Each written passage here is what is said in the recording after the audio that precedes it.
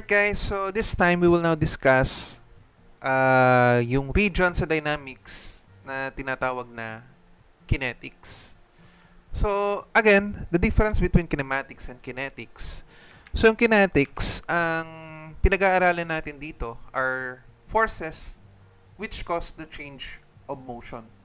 While yung first part na kinematics, so this only describe the motion of the object. Okay? So let's proceed with the next page. Ayan. So under this session, you will get to know more about the concept of dynamics of rigid bodies and other engineering science. And by the end of this session, you should be able to, so number 1, to state the Newton's law of motion and gravitational attraction and to define mass and weight. And the second one, analyze the accelerated motion of a particle using the equation of motion with different coordinate system. Okay, so let's discuss the Newton's second law of motion. Again, ano nga yung isang tawag natin sa Newton's second law of motion? So this is the law of force and the acceleration. So again, kinetics is defined, or this is defined as a branch of dynamics which deals with the relationship between the change in motion of a body and the forces that cause these changes. So the basis for kinetics in Newton's second law, which states, ayan, in-underline ko dito guys, kasi mamaya, i-derive natin yung main equation na gagamitin natin dito sa kinetics, or for the part nung ang tawag dito, yung D'Alembert's principle. Okay? So, ito kasing kinetics, mahati lang siya sa tatlong major topics na lang yung pag-aaralan natin. So, una nga yung D'Alembert's principle. Pangalawa, meron tayong tinatawag na work and energy method. Okay? And the last one will be the impulse momentum. Okay, so, ayan, balik tayo dito. So the basis for kinetics in Newton's second law states that when an unbalanced force acts on a particle, the particle will accelerate in the direction of the force with a magnitude that is proportional to the force. Okay, so again, mamaya, i-derive natin yung equation na gagamitin natin. So this law can be verified experimentally by applying a known unbalanced force F to a particle and then measuring the acceleration A. Since the force and acceleration are directly proportional, ayan, so proportional yung force with respect to sa acceleration, the constant of proportionality, M, may be determined from the ratio mass is equals to force over the acceleration. So this positive scalar M is called the mass of the particle. Okay.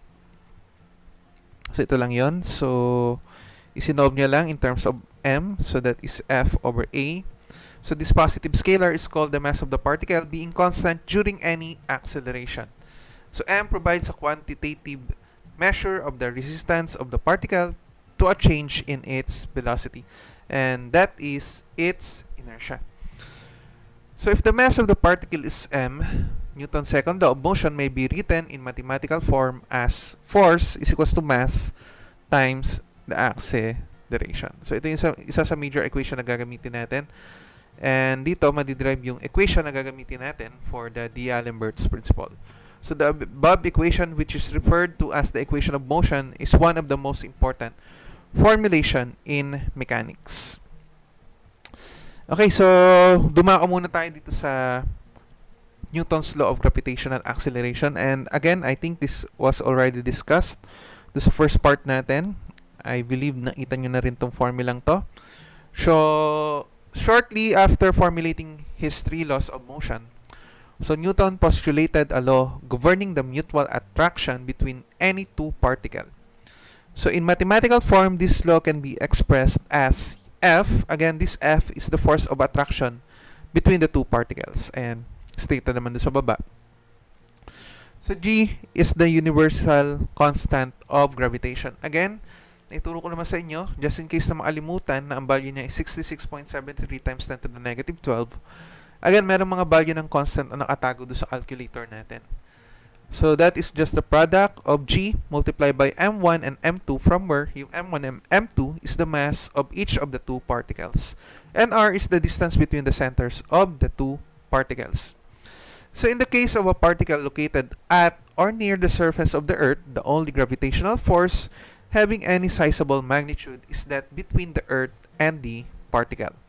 So this force is termed the weight. Ayan. And for our purpose, it will be the only gravitational force considered. So from the previous equation, this one, we can develop a general expression. So from this equation, makakakuha tayo ng another equation natin for the weight W.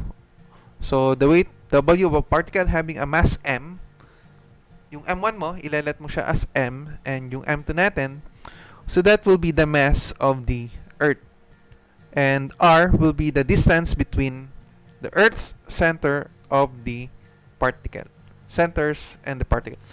Then G can be written as, so that is equals lang sa G multiplied by the mass of the Earth over R squared. Again, yung M na ina-analyze natin is eto lang, yung nasa M1 natin, yung mass ng isang particle na ina-analyze. And yung G natin, equal siya do sa product ng universal constant of gravitation G multiplied by the mass of the Earth over R squared. So itong force, ayan, write na siya as yung weight natin na W. Okay, so i-check natin if yung jingang ito has the constant of 9.81. Okay, so considering that yung jinga is equals to GME over R squared, from which yung mass ng Earth, so chinek ko sa Google, ano ba yung mass ng Earth natin? So kung ba lang ito, ayan. Ayan. So ang mass ng Earth dito has a value of 5.972.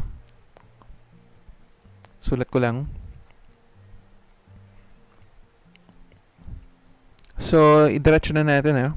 So, that is 66.73 times 10 to the negative 12 meter cube per kilogram second squared. And then multiply by the mass of the Earth, the 5.972. So, 5.972 times 10 to the 24 kilogram. Okay, so we can cancel out kilogram. And then divided by the radius of the Earth.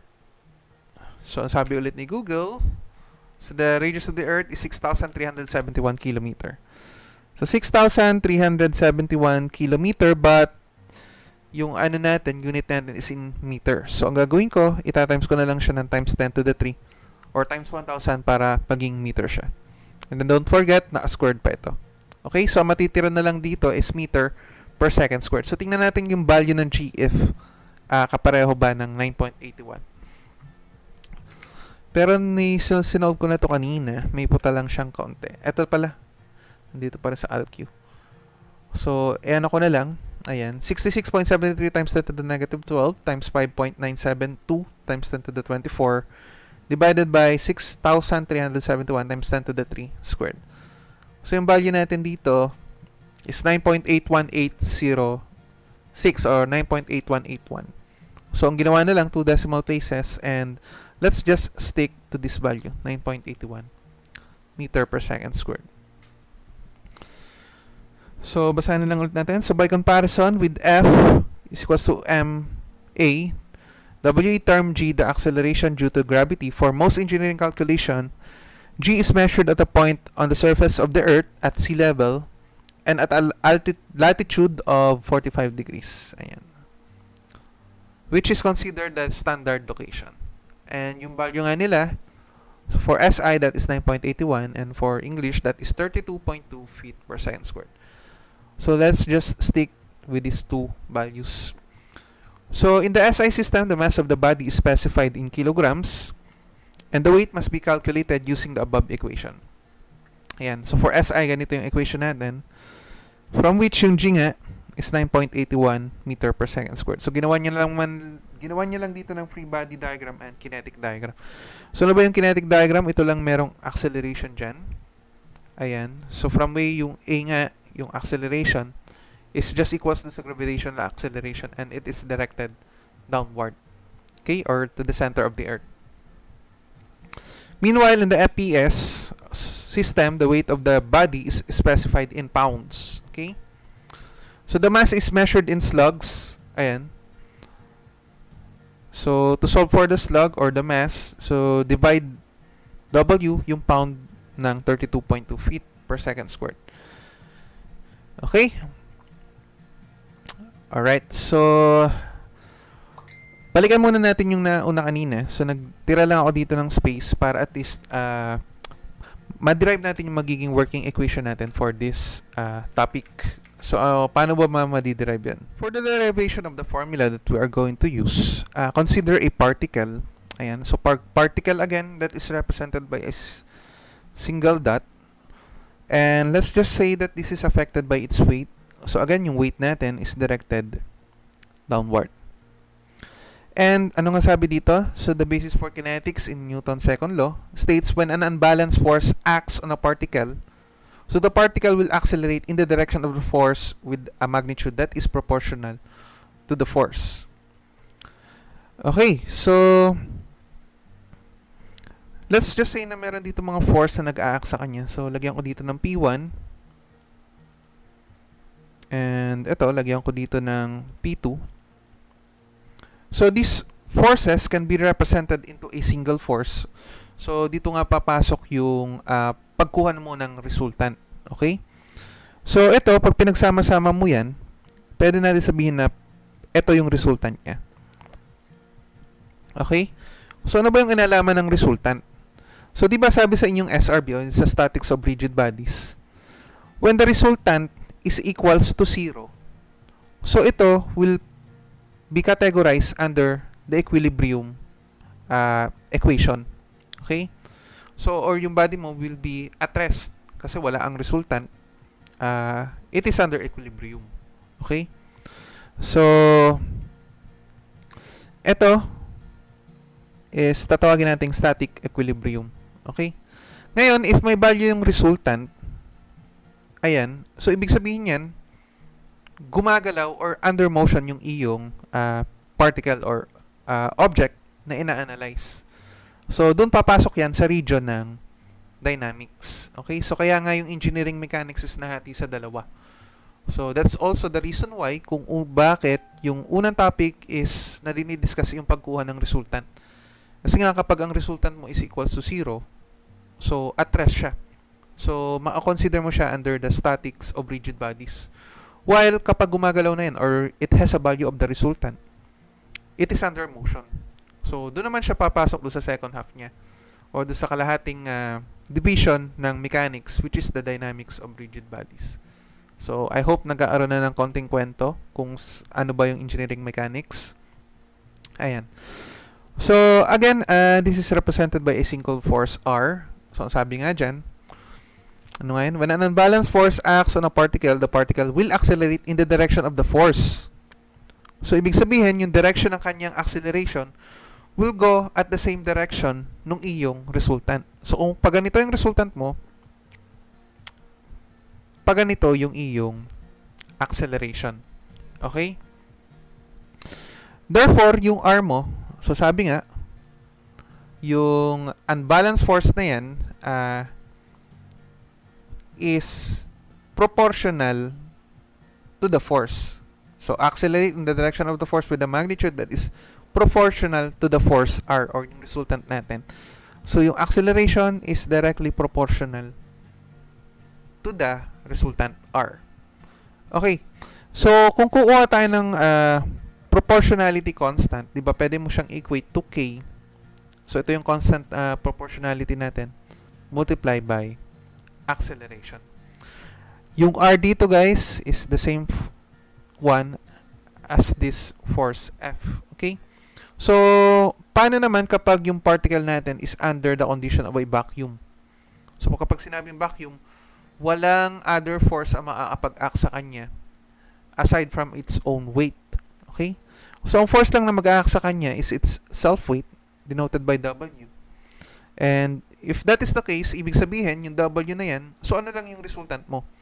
So, yung resultant is equals na lang din dun sa iyong weight W, and it is directed also downward. So, meaning yung motion ng iyong body or yung acceleration niya will be also directed downward.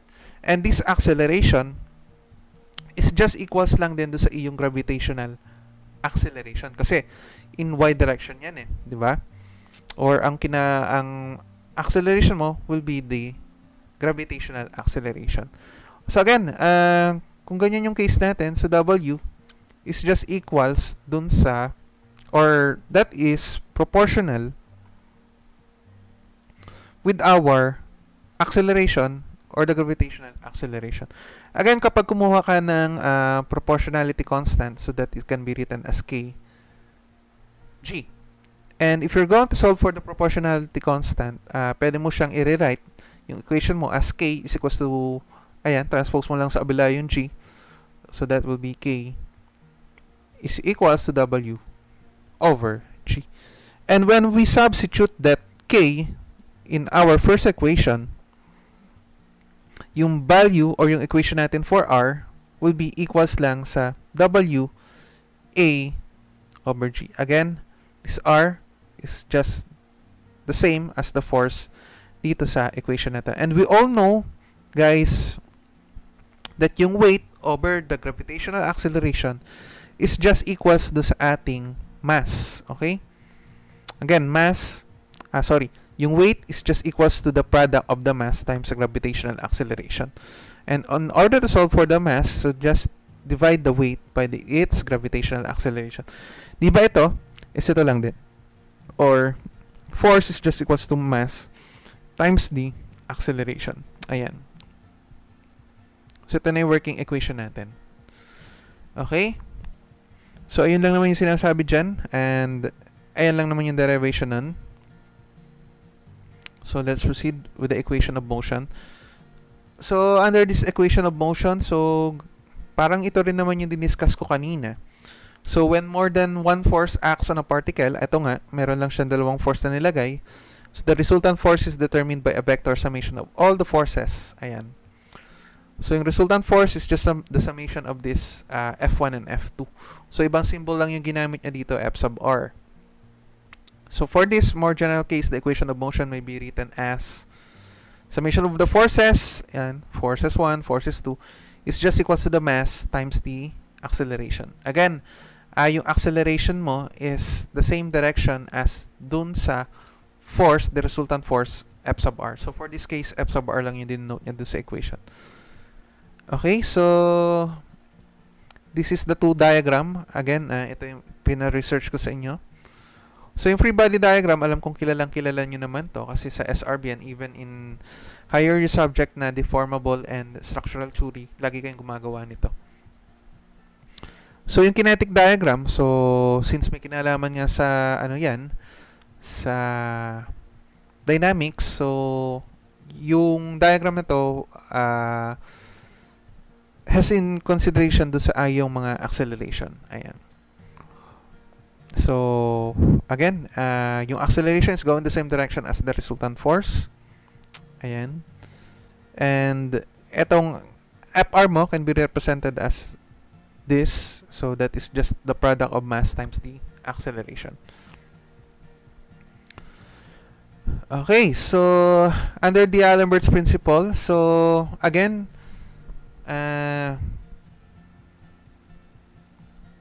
in order for us to classify this, ito kasing equation na to. So, meron tayong tinatawag na dynamic equilibrium. So, paano ba natin nadadawa yung dynamic equilibrium? So, yung D'Alembert's principle, ito rin naman yung concept niya. So, ang mangyayari lang, yung forces mo or yung resultant force or yung F, ang mangyayari lang dyan, itatranspose mo yung mass times sa acceleration doon sa kabila. Equals to 0. And guys, itong MA na yan, so, ito kasi yung tinatawag nating inertial force, or inertial force can be defined also as yung REF natin. So what does the REF stands for? So that is the reversed effective force.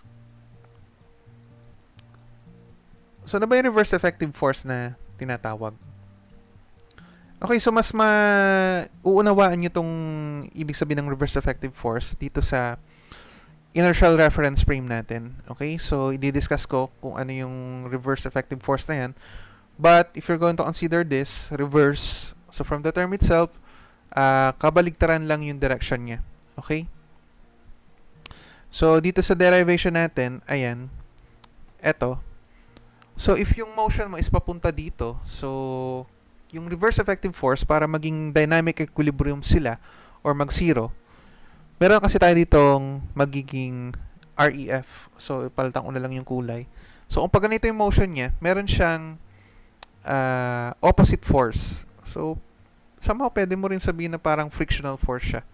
In the sense na parang pareho lang sila ng concept. Dapat pasalungat lang yung direction ng reverse effective force mo. Okay, so one good example of this is yun nga, yung mga picture mamaya na ipapakita ko. So imagine mo ikaw nakasakay ka sa sasakyan and yung sasakyan na yun nag-accelerate, di ba? So under this acceleration, yung papunta siya sa una, di ba, tumatakbo siya na mabilis pauna.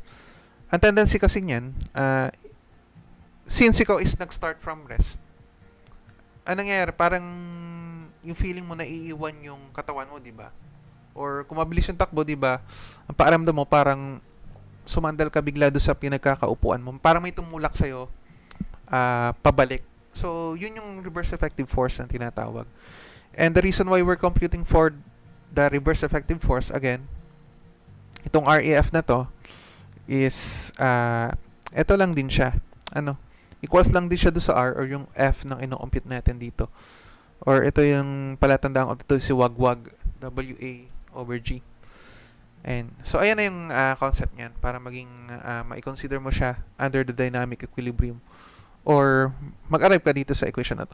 If pag ganito naman yung iyong diagram, yung particle mo, if ayan nga under y axis or vertical translation, so kung pababa yung motion mo, so ang REF mo, reverse effective force, is pataas. Ayan. And that is just equals to the mass times the acceleration, or W/G times the acceleration. Okay, so nasaan na ba yun? Ito lang naman yan. So that is the inertial force or the REF. Okay? So the D'Alembert's principle. So the equation of motion can be written in the form, ayun yan. So summation of forces is just equals to mass times the acceleration equals to 0. So the vector negative m times a is referred to as the inertial force or halatang di binabasa ang module or also known as the reverse effective force. Ayan. So under this state, the equation will be in equilibrium and will be referred to a problem under the dynamic equilibrium. Okay, so ito lang yung kanyang form, yung equation natin. Yung summation ng mga external forces mo, again, is just ito, summation of forces, yan nga yung resultant natin. So minus yung mass times acceleration, or this part is the inertial force or the REF, will be equals to 0. So the D'Alembert's principle states that the resultant of the external force applied to a body composed of a system of particles is equivalent to the vector summation of the effective force on each particle of the body. Okay, so for this, consider a body. So again, ang body nga is just composed of several particles. Okay, so this body, again, binubuo lang siya. Let's say that this is a particle 1, this is particle 2, particle 3, and so on. So this body is applied or external force are acted under this body. So let's just say na meron ditong P1, meron ditong P2, and considering na ito yung center of gravity niya, ayan, so ano dito yung total weight. So again, at each particle, meron siyang weight 1, meron siyang weight 2, and so on. So considering the external forces applied and the weight, So, let's just say na yung resultant niya is going in this direction. Ayan. So, the resultant, ang sabi lang dyan, yung D'Alembert's principle. So, yung resultant can be represented by the summation of the external force applied for each particle hanggang mabuo yung body. So, parang yung kaninang na-discuss lang din naman natin. Or summation ng WA over G, or that can be written also as W1 A1 over G plus W2 A2 over G, and so on. Okay? And then, if the direction of the resultant is going in this direction, so yung acceleration mo is pupunta rin dito. And yung REF niya, or yung reverse effective force, so again, pasalungat lang lagi yung REF natin. So, ganun lang din. Parang ito lang din yung diniscuss natin kanina, yung resultant of forces acting on a particle. So, nangyari nga lang yun dito, from particle, naging isang body na siya. Okay? So, I hope we're clear on that. Okay, so this time, let's now discuss ito nga, yung inertial reference frame natin. Okay?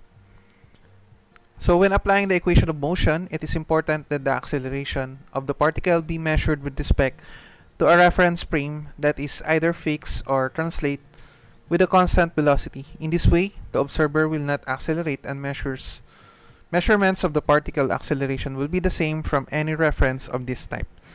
Such a frame of reference is commonly known as the Newtonian or inertial reference frame. So guys, ganito lang kasi yung sinasabi dyan. So usually kasi, if you're going to solve a problem under this kinetics. So, for example, meron ka ditong block resting at the surface and a force P is applied. Ayan. So, ano yung tendency ng object natin? So, ito yung free body diagram natin. So, under dun sa kinetic diagram, or yung KT, so, meron kang X and Y plane. Ayan. So, ang object mo, this force P tends to move the object papunta dun sa kanan. Okay?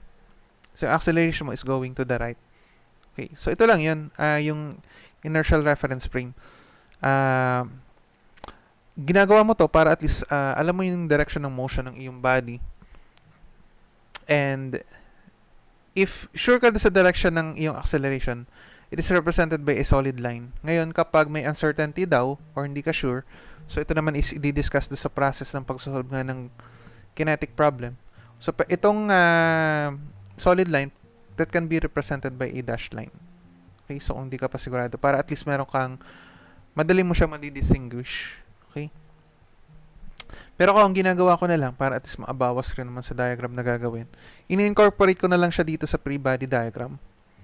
So, nilalagay ko na lang dito sa bandang taas. Ayan, tapos lalagay kong, gamit ako ng ibang kulay na ballpen, para at least, ganun rin naman, So, doon sa kanina lang, medyo systematized or, ayun nga, on the right process. Pero ito, ganun din, shortcut method lang. Okay. So, punta tayo dito sa diagram, sa baba. Ayan. So, consider a passenger who is strapped to the seat of a rocket sled, provided the sled is at rest or is moving with constant velocity. Then, no force is exerted on his back as shown on his free body diagram. Okay, so guys, ito kasi yung paniniwala natin. Pero as explained by the book. So, we are all familiar with the sensation one feels when sitting in a car that is subjected to a forward acceleration. So, kapag meron kang acceleration, di ba, alam natin yung feeling ng nakaupo ka dun sa na unti-unting bumibilis yung takbo ng sasakyan. So, often, people think this is caused by a force which acts on them and tends to push them back in their seat. So, di ba kapag mabilis yung takbo, ang feeling mo parang may tumutulak sa'yo papunta doon sa iyong inuupuan. However, hindi daw ito yung case na yun. This is not the case. Instead, this sensation occurs due to their inertia or the resistance of their mass. Ikaw mismo, tayo, to the change in its velocity. So, hindi naman pala daw tunay na parang may tumutulak sa yung force. So, ito daw is based sa iyong inertia o yung resistance ng iyong mass, yung bigat mo, with respect sa change in velocity. Kasi tama naman, di ba? If you're going into an accelerated motion, ibig sabihin, meron ka rin changes sa iyong velocity. It's either sa pabilis yan or pabagal. Dito sa diagram na to, ipinapakita dyan yung sensation na nararamdaman natin kapag nag-undergo tayo ng motion. So, sabi dito, ayan, so kapag walang acceleration or constant ang velocity or at rest, ganito ka, relax lang, wala nangyayari sa'yo. So, when the thrust of the rocket engine causes the sled to accelerate, then the seat upon which he is sitting exerts a force F on him, which pushes him forward with the sled. Okay, so imagine meron kang rocket ship dito. Ayan, so andito yung tao na nakaupo. So lagyan natin ng nozzle dito. So bumilis yan. So kung i-enlarge mo yung drawing, ito yung upuan, ito yung taong nakaupo. So sinasabi, because of this rocket engine, nagkaroon kasi ng forward force na ganyan. So itong force na yan, nag-exert din siya doon sa kinauupuan mo. So because ito nga, nung una, acceleration niya is 0, hindi natin alam if yung initial velocity niya is 0 or traveling at a constant velocity. So, anong nangyari? Parang naiwan ba doon sa initial position niya? And because yung final velocity niya nga is bumilis, or ano ba yung greater? Ganyan. Greater than initial velocity. So, ang tendency niya, parang unti-unti kasing humahabol yung katawan mo eh. Kaya anong nangyari, kung napansin nyo dito, nabanat ba yung muka? Ano? Or dito napapasok yung concept ni REF. Ayan. Ayan. So, ito yung na-imagine natin na ito yung force na parang feeling mo na tumutulak sa'yo papunta doon sa upuan. So, ganun din yung concept kapag nagde-decelerate ka or biglang tumigil yung sinasakyan mo. So, upon deceleration, the force of the seatbelt F prime, ayan, tends to pull his body to a stop, but his head leaves contact with the back of the seat and his face distorts forward again due to his inertia or tendency to continue to move forward. O, di ba, yung previous motion mo kasi is pauna ka eh. Ngayon, nung tumigil or nagkaroon ng acceleration, anong nangyari? Yan, seatbelt. So, yung seatbelt, di ba, ang motion niya ng una is pauna.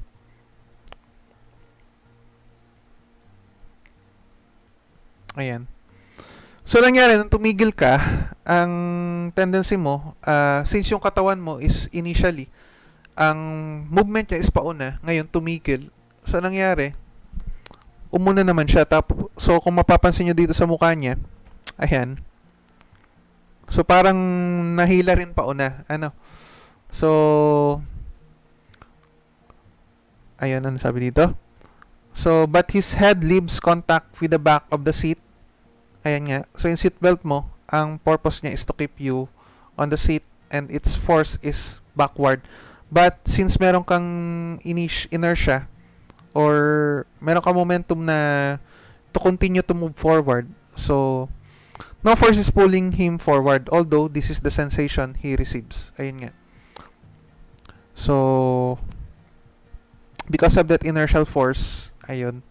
So, para nangyari, continuous pa rin na nag-move forward yung katawan mo. Kaya anong nangyari dito, parang na-distort naman pauna yung mukha nung naasakay. So guys, ito is same concept lang din do sa elevator. Ano? So, ano ba yung nararamdaman natin kapag pataas yung elevator? Ayan. So, kung nakasakay ka dyan, di ba ang feeling mo pag pataas yan, anong nararamdaman mo? Di ba parang bumibigat ka? Or, ayun nga yung ano natin, yung concept ni REF.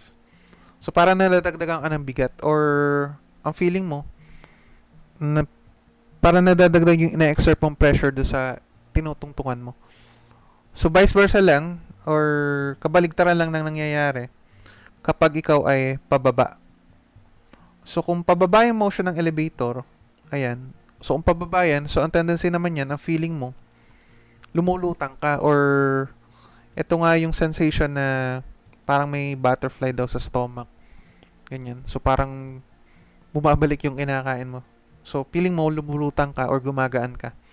So, meron mga problems dito sa buhok. Ayun. So, ganun talaga yung nangyayari. Ano?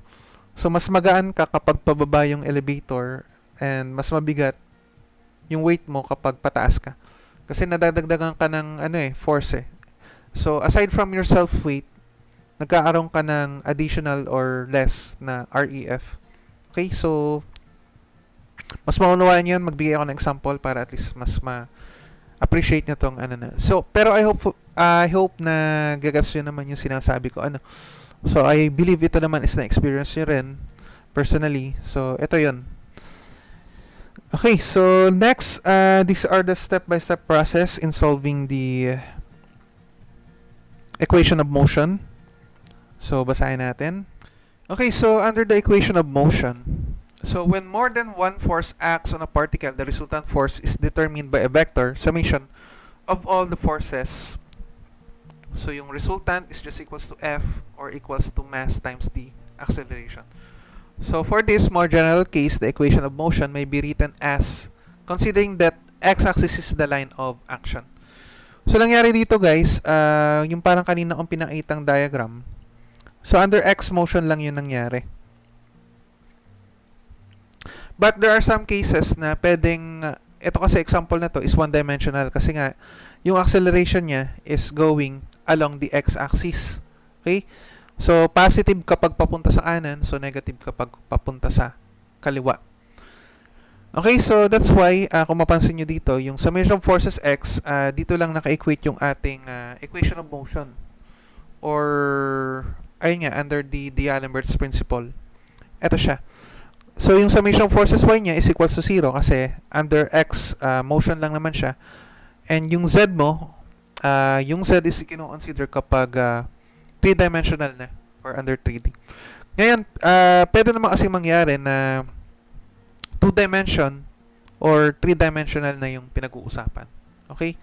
So, mangyayari lang dito, itong lahat na to is may value. Okay? So, ito, if 3-dimensional, so, mangyayari, itong summation of forces y is equals to mass times the acceleration with respect to sa y axis. And if summation of forces z, ito is magiging mass times the acceleration with respect to the z axis. Okay? Pero most cases naman, siguro hindi ko na naman ibibigyan ng 3-dimensional. Hanggang 2-dimensional lang tayo. Okay? So next, so a general plan for the solution of the problem consists of the following steps. So these are the step-by-step process in solving a kinetic problem. So first, draw the free body diagram for each body involved in the problem. So alam ko naman kabisado nyo na ang paggawa ng free body diagram. Since ito is ginawa na natin from SRB, hanggang ngayon nga, meron kayong theory of structure. Indicate there on all forces, both known and unknown, representing the latter by an appropriate symbol. So again, for example, yung weight, instead na isulat mo yung buong pangalan na weight, i-denote na lang natin siya as the symbol na W. Okay, so, and if body yung ina-analyze natin, so kapag gumawa tayo ng free body diagram, i-consider na lang natin siyang as particle, sinilalagay natin yung mga force. Okay? Kung ano man yung nag-a-act dyan. P1, P2. Ayan. Okay, so if the direction of any unknown, so mahalaga to except friction. Except friction, di pala highlighter yan, is incorrectly assumed. So if the direction of any unknown is incorrectly assumed except for the friction, the solution will yield its correct magnitude but with negative sign. So again, as per SRB nga, kung mali yung assume mo ng direction ng force na yun, huwag ka mag-alala. Kasi tama yung value niya, nagkamali lang yung magnitude or yung direction. So, ang pwede mong gawin dyan is, first option, baguhin mo yung free body diagram mo. Gawin mong pakabila. If na-assume mo siyang tension, gawin mong compression. Tapos gawin mo ng positive yung sagot mo. Or, i-keep mo yung direction niya yan, but keep the negative value. Okay, so pero ang pinakamagandang gawin mo is, ayun nga, itama mo na yung direction tapos gawin mo positive. So, bakit sinabing except friction? So guys, napakalaga ng friction. Again, as nga sa na-discuss sa SRB, friction is also same as the reverse effective force. It is always opposite the direction of the motion. Okay, so kapag kasi nagkamali ka ng assume ng direction ng friction, sasala yung sagot natin eh. Okay, so that's why friction forces must always must be directed to oppose the motion. So tandaan nyo na lang dito. So parang REF din siya. Pareho sila ng direction dapat. Salungat do sa direction ng motion. Okay? Number 2, determine the direction of the motion if not evident or specified and indicate it by the dash arrow near each free body diagram. So ito nga yung diniscuss ko kanina. So if hindi ka sure do sa direction ng motion mo, para magkarong madali lang siyang i-distinguish, especially kapag system of bodies na yan. So by system of bodies, yung sa mga pulleys, magkakaroon kasi ng problem dyan na yung system of pulley na aalamin mo yung acceleration sa bawat pulley. So ayan. So kung hindi ka sure doon, mas maganda i-assume mo muna siya in a dash line. Okay? Number 3, determine the kinetic relations between the bodies involved in the problem. So, under kinetic relations, pwede mo silang i-relate yung bawat body mo in terms of its acceleration. Pwede mo rin silang i-relate with the displacement or yung S. And pwede mo rin silang i-relate when it comes with its velocity. So, later on naman, as we progress dito sa mga topics na to, etong discussion part, hindi mo pa siya ganun talaga ma-appreciate. So, mas maunawaan nyo to kapag nag-solve tayo ng mga problems. Number 4, apply the equation of motion. Ito nga. Or kapag 3-dimensional, ito. Or kapag 2-dimensional, it's either x, y, pwede ring f, z, pwede ring x and z. So, dalawang axis kapag 2-dimensional yung kino-consider. And for number 5, solve for the unknown using such additional equation of kinematics as may be required to determine the relation between S, the displacement, V, the velocity, and T, the time, and also the acceleration, A.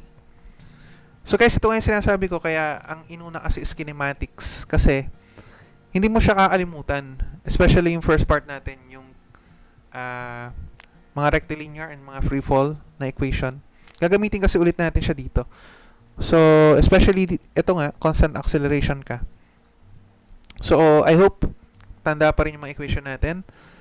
Yung formula mo for final velocity is equals to initial velocity plus acceleration times time.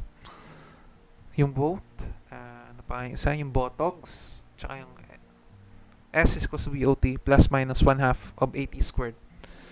Okay, so doon kasi tayo kukuha ng additional equation kapag may kulang pa or marami masyadong unknown dun sa mga problems natin. So, kailangan yun. So, ayan.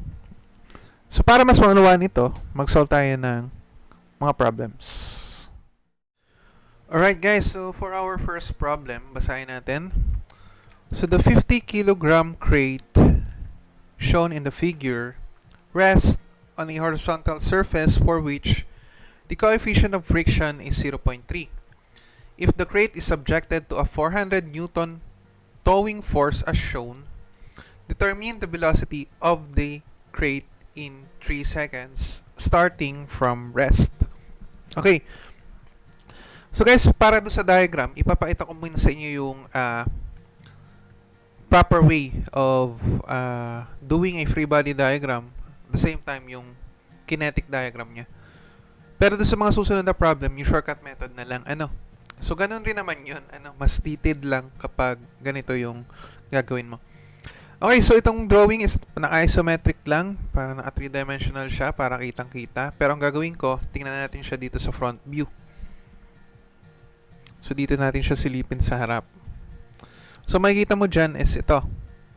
Okay, so gawa muna tayo ng free body diagram. Ayan. So it is acting on a rough surface with a coefficient of friction of 0.3. So identify natin yung mga forces na nag-a-act dyan. Again, meron tayo ditong weight W, from which ang given sa iyo is yung mass ng crate, which is 50 kg. So para makuha natin yung weight niya, just simply multiply it by 9.81 meter per second squared. And you will have there the weight of the crate. Next, aside from that, again nga, meron nga ditong cable kung saan it is acting at an angle of 30 degrees with respect to the horizontal. So, merong ang pulling force of P, which is 400 Newton, acting 30 degrees with respect to the horizontal. Okay, so aside from that, ano pa ba yung mga force na i-consider natin? So, pangalanan natin muna.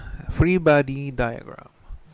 So, since merong inilagay dyan na kinetic friction, so, meron tayong friction. Pero, bago natin i-determine yung friction, so, ano ba yung kailangan ni friction bago mo siya ma-solve? So, meron ka ditong normal force. So, denote na lang natin siya as N. And then, you have here the frictional force. So, since, sige, gawin muna natin yung kinetic diagram niya. So, x and y axis lang naman yan. And we all know yung motion niya or yung acceleration will be going to the right. Okay? So, kung paanan yan, therefore, kung paanan yung motion niya, dapat pasalungat yung frictional force. O paabila yan. Frictional force. So, again, ang frictional force, that is equals lang sa mu o yung kinetic friction coefficient multiplied by the normal force. Okay, so ito na yung ating first step. Draw the free body diagram and the kinetic diagram. So ito nga, pwede mo siyang pagsama-samahin into a single force. Okay? So, gawin na natin siya ng equation. So, ano ba ang una natin gagawin? I-apply natin yung equation of motion. So, saan ba natin i-consider yung inertial force o yung reverse effective force or yung REF? Okay, so in summation of forces X. So, again, nandun yung resultant or yung inertial force, yung denote nating inertial force. So, ano nga to?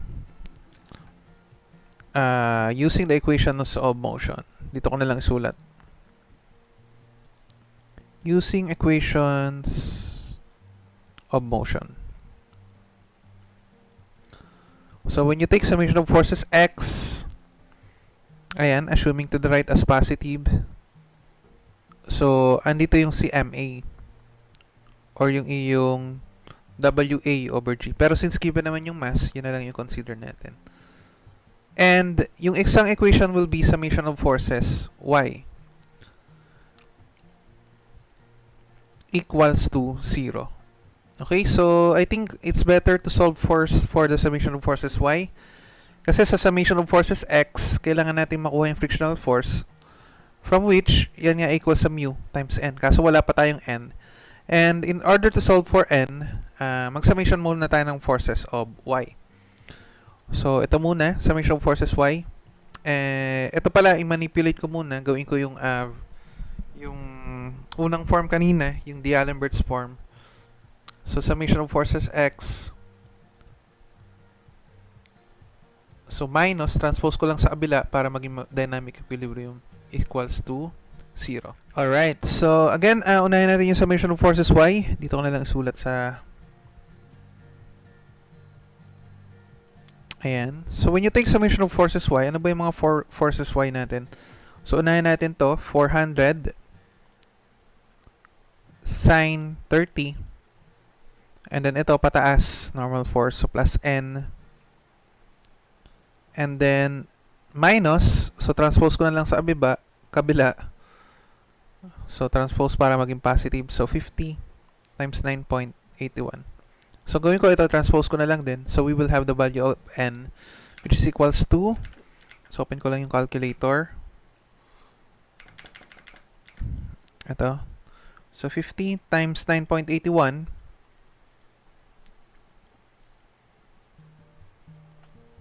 and then minus 400 sine 30. So that is 290.5 Newton. And since we have now the value for the normal force, makukuha na natin yung forces X. So to solve for that, unahin natin yung force P. So that is 400. Kita ba doon sa OBS ko? Kita naman. So that is 400 cosine 30. So meron pa bang pakanan? So wala na. Ano? So ito yung frictional force. So minus 290.5 multiply by the frictional coefficient 0.3, and then minus yung mass na 50 times yung acceleration, which is the unknown sa problem. So we will have the value for acceleration equals to, so pindutin lang natin sa ALQ. So transpose ko na lang to sa kabila. So ang gawin natin 400 cosine 30 minus 290.5 times 0.3 and then divided by 50. Ayan. So we will have a value for the acceleration which is equals to 5.1852. That is in meter per second squared. So ano ba hinahanap sa problem? So determine the velocity of the crate in 3 seconds starting from rest. So final velocity ang hinahanap. So under kinematics naman, kinematic equation. So given yung initial velocity, again, paano natin nalaman na may initial velocity niya? Starting from rest, so that is 0 meter per second. So given ka ng time, after 3 seconds daw, ano yung kanyang velocity? Acceleration, nakuha natin from the kinetic part, which is 5.1852 meter per second squared. So the required in this problem is to solve for the final velocity. So between these three kinematic equation, alin ba yung gagamitin natin? So ilatag mo lang. So BF is equal to BO plus minus 80. Plus minus pa ba yun? Asin na natin yung minus. And then yung isa, S is equal to VOT plus 1/2 of 80 squared. And then yung botogs, VF squared is equal to BO squared plus 2AS. Okay, so I think pinakamaganda gamitin dyan is yung first equation. Ano? So the final velocity after 3 seconds is equals lang sa initial velocity of 0 plus 5.1852 multiplied by 3. So the answer for this is equals lang sa, so multiply na natin to ng 3. So 15.5556. Alright, so that's it. Okay, so ganyan lang kadali si kinetics. Since ito naman is yung madadaling problem pa. So later on, sa mga pahuling problem, magbigay tayo ng mga mahirap na cases. So again, I'll give you 2 minutes to copy this problem. So you may start copying.